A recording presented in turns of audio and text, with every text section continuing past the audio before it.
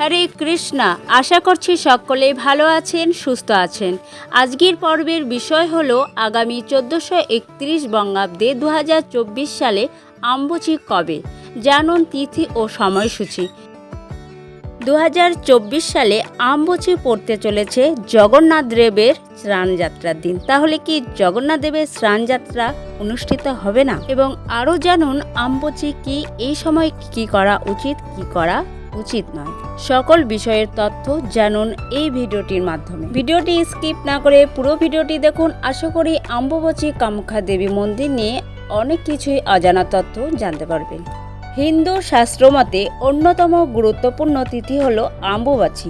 আসামের কামাখ্যা মন্দিরে এই অম্বুবাচী উৎসব উপলক্ষে বিপুল জনসমাগম হয় প্রতিবার। সেখানে বিশেষ পার্বণে বসে মেলা। অম্বুবাচী স্থানভেদে বিভিন্ন নামে পরিচিত, কোথাও আমাবতী নামে বা কোথাও রজ উৎসব নামে পরিচিত। হিন্দু ধর্মীয় মতে এই অম্বুবাচী ঘিরে নানান শাস্ত্রমতে প্রচলিত। দেখা যাক 2024 সালে কবে পড়ছে অম্বুবাচী। প্রবৃত্তি অর্থাৎ এই তিথিক্ষণ শুরু হবে 22শে জুন থেকে 25শে জুন পর্যন্ত। এই অম্বুবাচী উৎসব ঘিরে বর্ণিত বহু কাহিনী রয়েছে, বহু আচার অনুষ্ঠানও। দেখে নেওয়া যাক কখন থেকে শুরু এই অম্বুবাচী। 22শে জুন অর্থাৎ 7 আষাঢ় সন্ধ্যা 6টা থেকে 31 মিনিটে পড়ছে অম্বুবাচী তিথি, আর তার শেষ হবে 10 আষাঢ় অর্থাৎ 25শে মে রাত 1টা গতে।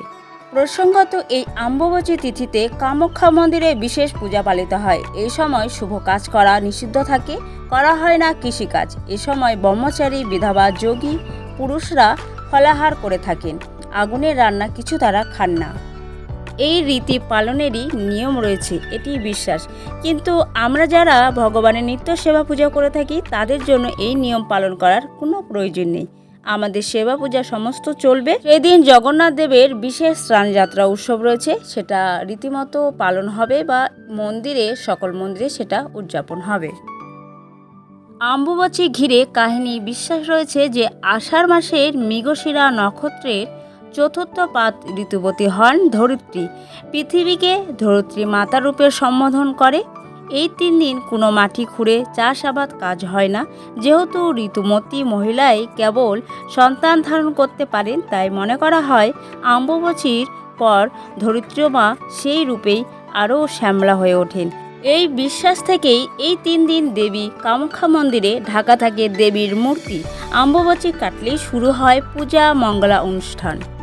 অম্বুবাচীর এই 3 দিন কোনো ধরনের মাঙ্গলিক কাজ করা যায় না। চতুর্থ দিন অর্থাৎ 3 দিন পরে কোনো কাজে বাধা থাকে না। এই 3 দিন পর সমস্ত শুভ কাজ করতে পারবেন। অম্বুবাচীর সময় কোন কোন কাজগুলো করা যাবে না? গৃহপ্রবেশ, বিবাহ ইত্যাদি শুভ কাজ করা নিষিদ্ধ। ভগবানের নিত্য সেবা বাদে সমস্ত শুভ কাজ বন্ধ রাখুন। সর্পভয় দূর করতে আম দুধ সেবন করুন। ভিডিওটি শেষ পর্যন্ত দেখার জন্য সকলকে অনেক অনেক ধন্যবাদ। হরে কৃষ্ণ।